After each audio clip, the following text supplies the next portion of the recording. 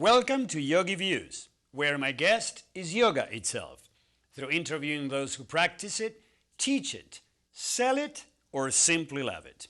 I am Antonio Saucis.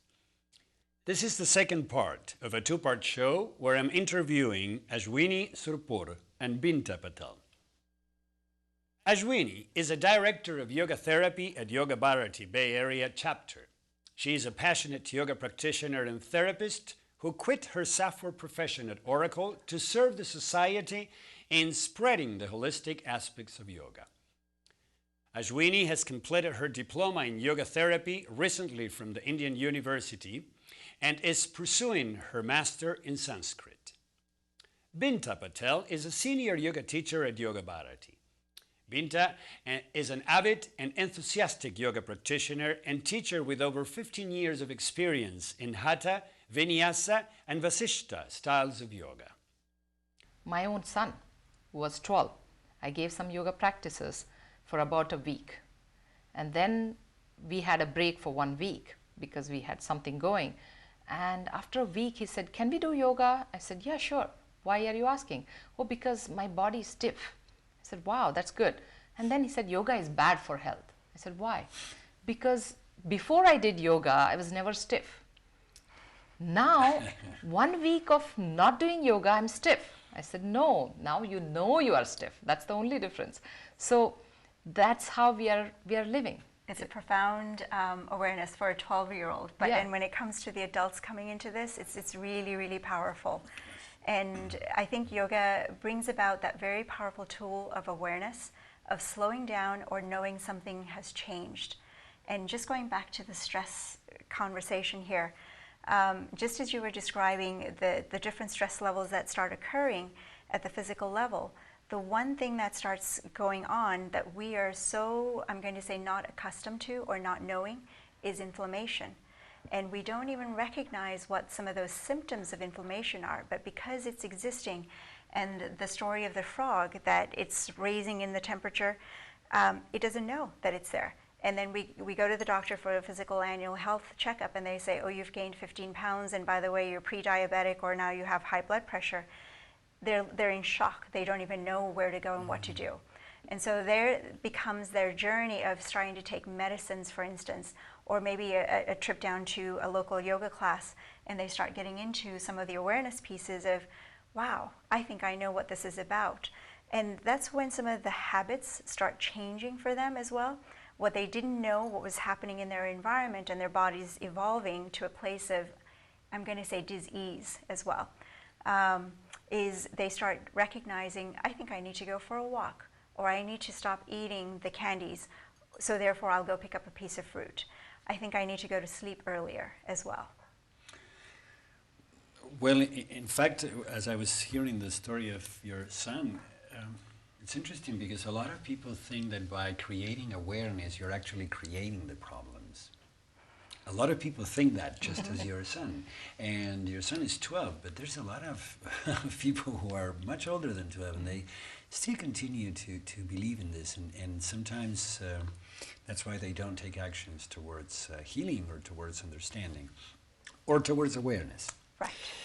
Now, as you're describing the health benefits of yoga, and you named it yourself as yoga therapy, we are witnessing an amazing moment in regards to yoga therapy, because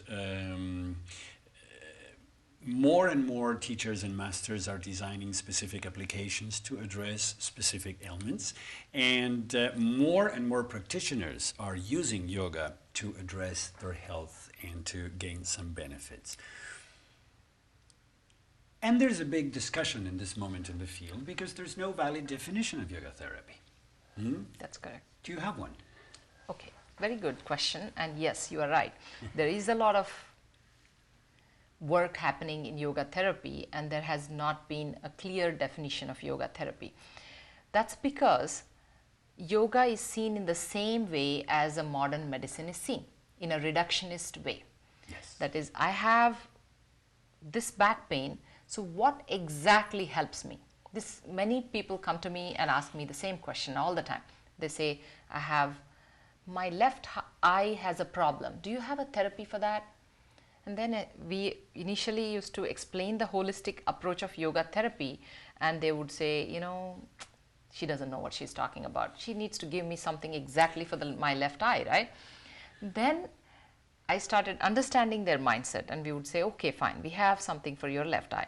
And then slowly induce the holistic approach. And as they practice, as they understand, we started giving them more and more concepts, and they understood how the left eye can help by simply sitting and even doing a relaxation practice or chanting mantras or lying down and practicing the mind sound resonance technique, which is a beautiful relaxation using some chantings. So having said that, our parent organization, Vivekananda Yoga Research Foundation, has got modules for each one of these different ailments to address those specific problems of their, you know, anatomical issues or hormonal issues. Definitely certain asanas help one for certain conditions, no doubt about that. But as long as one is aware of the fact that mind is the most important factor here, and the rest to the mind, the rest to the whole personality, and the internal transformation is the word that Dr. H.R. Nagendra, who is the Vice Chancellor of Vivekananda Yoga University, he keeps using this term all the time. Holistic internal transformation of the personality. That means I'm not practicing yoga on the mat alone. I'm practicing yoga all my life. And my practice of yoga on the mat is for the sake of being in the state of yoga off the mat. So that is very important factor to understand.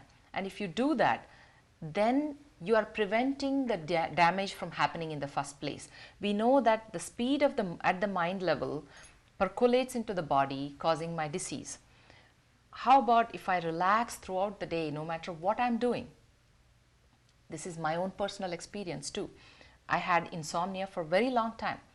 And now, as I went on getting deeper and deeper into the practice of yoga, not just on the mat, but off the mat, observing myself, being aware, oh look, you are now hurrying up. Oh look, you are now getting stressed out. Cool down, calm down, take it easy, take a deep breath. As I started saying to myself all these things, when I yell at somebody, I don't blame anybody but me. I go back, introspect. Why did you do that? Could you have handled it this way? When I sit down for meditation, first 5 minutes is, how has your last 24 hours been? Is there a scope for improvement? Not being critical. First accept yourself, love yourself, with compassion, change. It took me a whole 5 years of meditation to get here, but the change is so profound that my health, I can see a huge improvement in my health, and I can see a huge improvement in my IQ at this age. I have better memory, better capacity to learn now than I had at 30. So all this improvement, I'm getting sharper and I'm getting better. That's my experience of yoga. Yeah.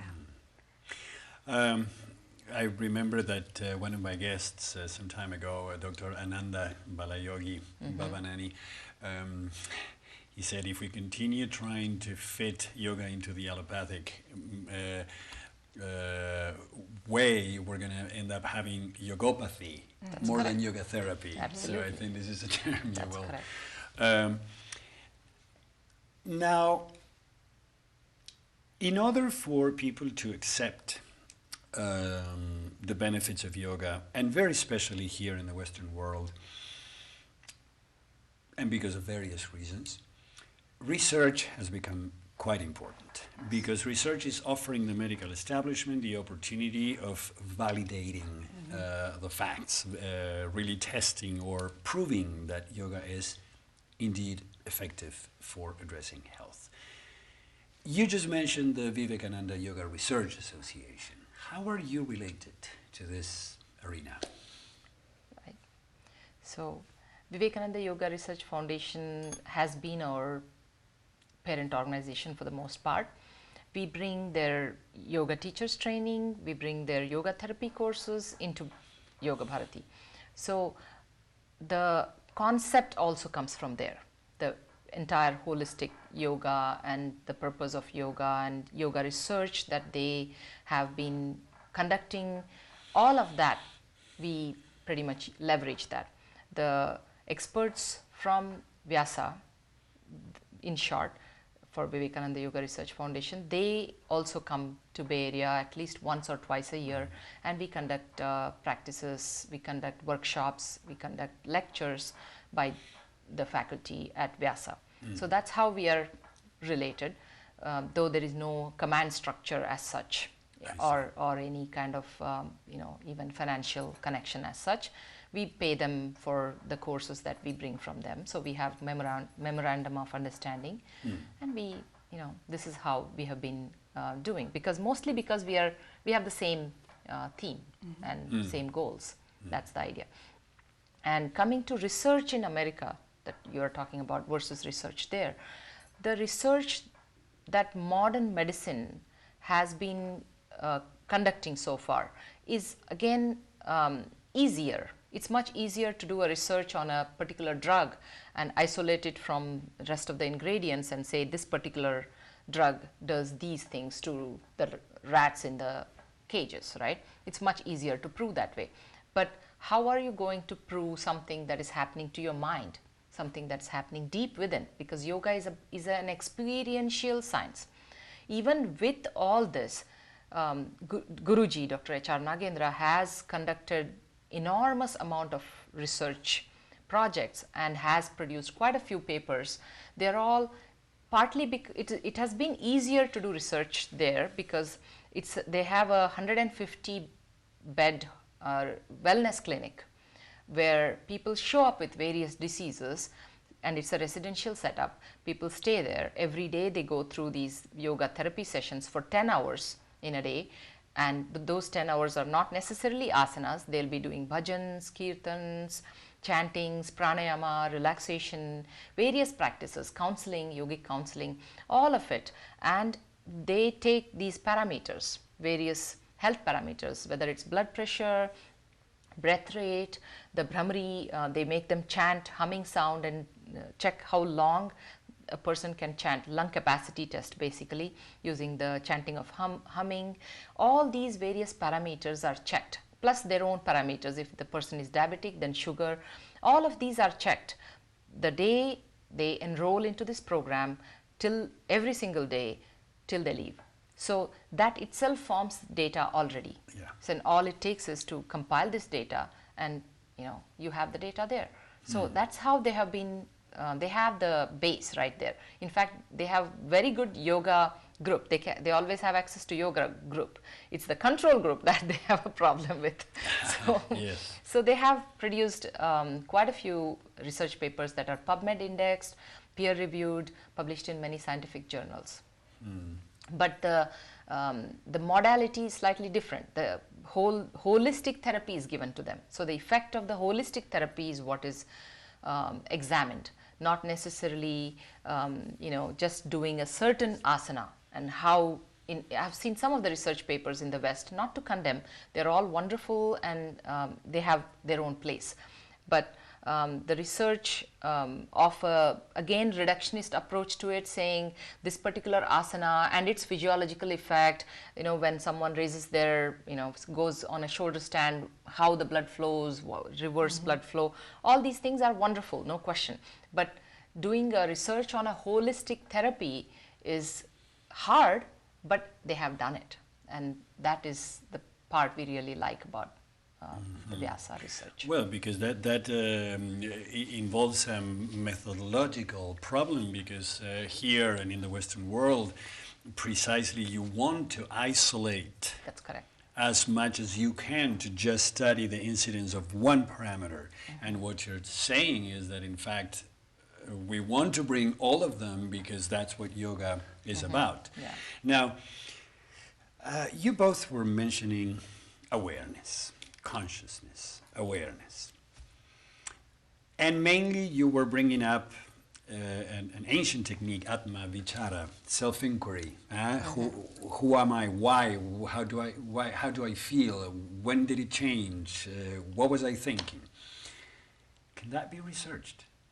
The effectiveness of self-inquiry. Do you think, this is a personal question, do you think it can be researched? I don't think so.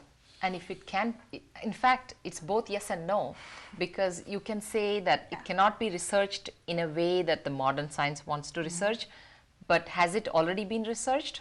Absolutely. So you have, that is why you have so many different ways of looking at the fact, because Buddha has done his research, Patanjali has done his research, and Madhvacharya has done his research, Ramanujacharya has done his research. They all have produced research papers, and they seem to be different, but they are not. So when I talk to some of the gurus who have arrived here, I was asking, we were heavily debating, in fact, in the whole discussion hall about, no, it has to be dualistic, it has to be monistic. He finally said, can you please stop this? Because this is not about what it is. It's about what the person, how the person would have thought. Go into their minds, go into their own research and look at it from their own lens. You will come to the same conclusion that they came to. And now turn yourself around, take the other path. In fact, Ramakrishna Paramahamsa did that.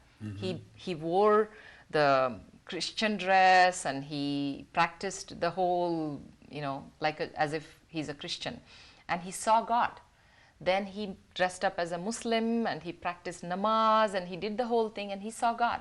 So it's not that they're all different. It's not that they are not researched. They are there and they're repeatable. Swami Vivekananda said, this whole thing is repeatable. You do it, you will reach the same conclusion. Somebody else does it, paths are different.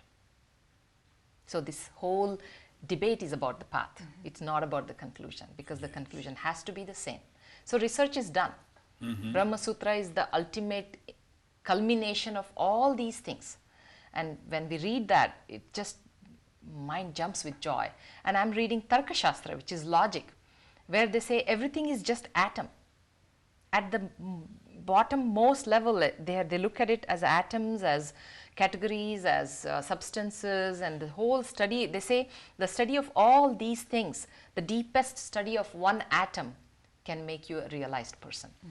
And I was so surprised and pleasantly shocked. So yes, research is done.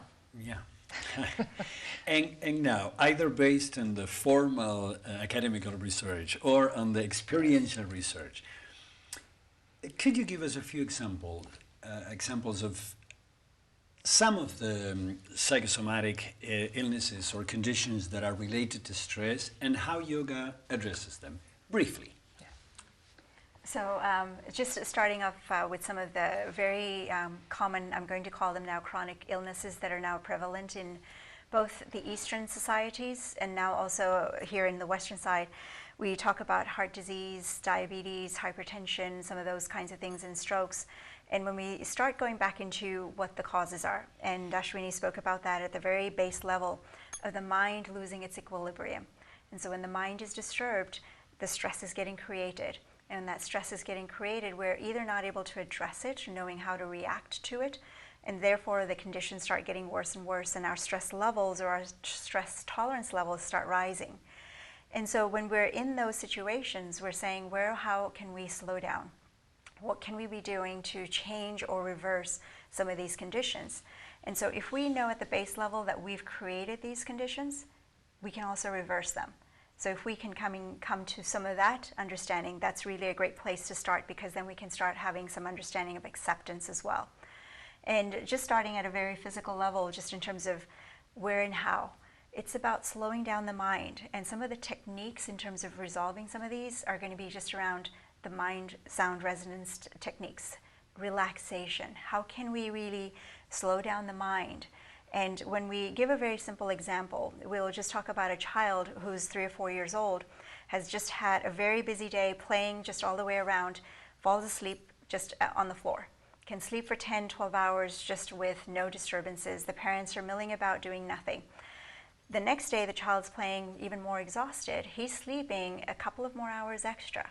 The parents are getting worried. What's happened? The child wakes up and he's back to himself again. But we as adults, we've built up this tolerance to the point that we've become immune to the stresses, and we don't know what's happened to our physical and the emotional and the hormonal imbalances as well. So sleep, bottom line, isn't going to be enough to resolve some of these things. So there are some specialized techniques that make some of these things turn around very easily. So relaxation is one of them, chanting is another, changing the food diets, changing how you actually wake and sleep, what times of the days you're sleeping and waking is going to have powerful impacts as well. So those get to be a big part of the changes as well. Wakeful state of relaxation is what we call it. Wakeful state of relaxation is proven to be at, up to 3 times more relaxing and more deeper in terms of reducing the basal metabolic rate than sleep itself. So that will give you deep rest to the tissues, to the organs, to the hormones that have been all disturbed. So when you are practicing wakeful state of relaxation, you will get that much more deeper rest to your system. And all it requires is, like what Binta just said, the child who is exhausted needs to sleep to rest. The adult who is exhausted needs relaxation to rest. So that's the... So relaxation would be the base. Now, I want to play devil's advocate here just for a moment, because if everything starts with the mind that becomes overactive and hyperactive, but then on the other hand, the nature of the mind is to be inquisitive, and it's to be wandering, and it's to be jumping from one place to another. You express then that it is in our hands to heal because we created the condition. And this is a very resisted concept. No one wants to be made responsible for having created their cancer or their diabetes. How do you go about this? What is your, how do you resolve this? Yeah. I can give you a classic example of this cancer, when you said cancer, right? There was a case of cancer in Vivekananda Yoga University's health center called Prashanti.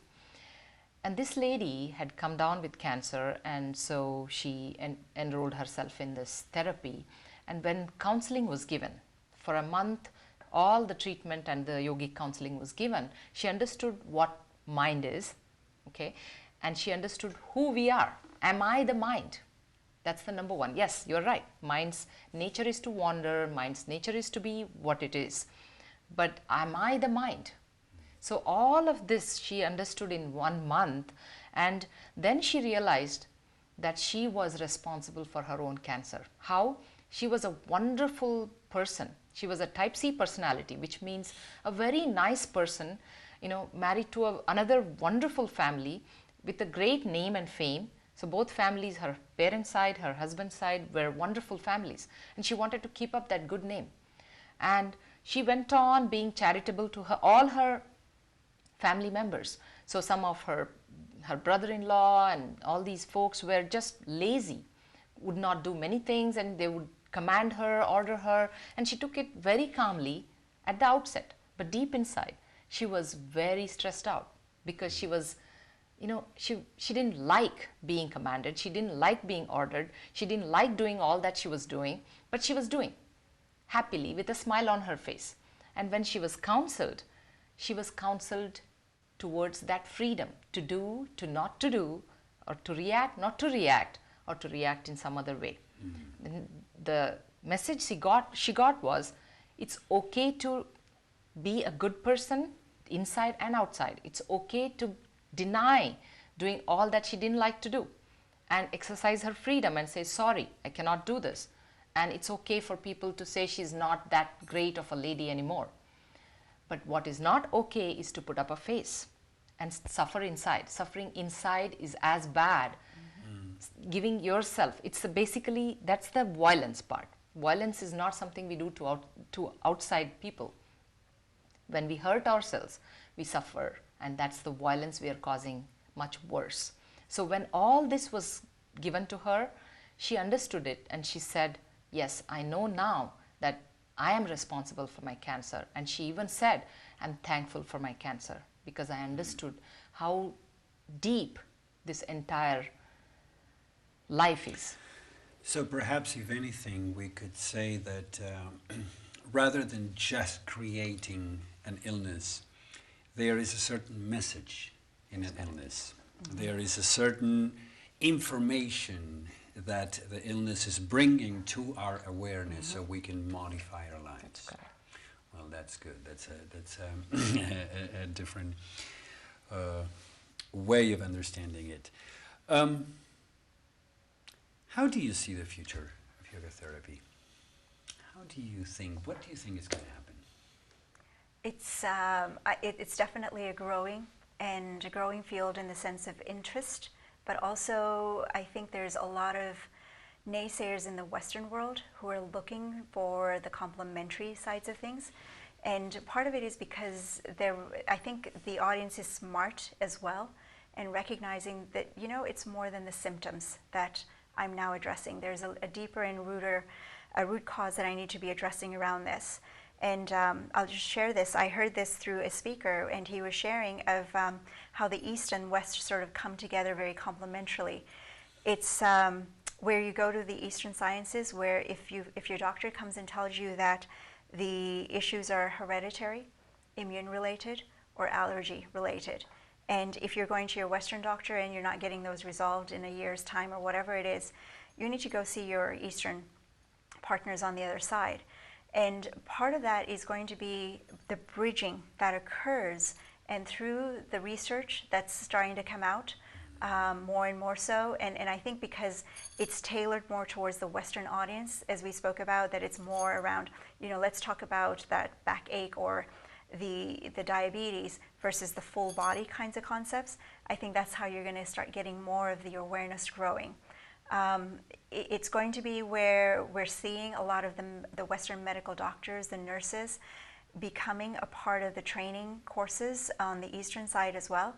And we're seeing those therapies, which is happening already, and you're starting to see a lot of that come about in the post-traumatic disorders, with a lot of the war veterans coming into the play. How would people get in touch with your organization if they want to do so? YogiBharati.org, www.yogabharati.org. We have all websites completely up and running. Everything is there. Contact is there. Classes that we are conducting, the workshops that we conduct, therapy that we conduct, all of that is given in that. Well, I must thank you personally for having come here today and shared your knowledge, expertise, and heart for yoga with us. I also want to thank you for the organization that you're related to, because as we discussed the future of yoga therapy, I think that you are well positioned to represent yoga therapy in a good way. And I hope to have you sometime back in the show. Thank you very much. Thank you very much. Okay. Namaste. I hope you enjoy our show today. And if you care to let me know, please shoot me an email at antonio@yogiviews.com. I hope to see you the next time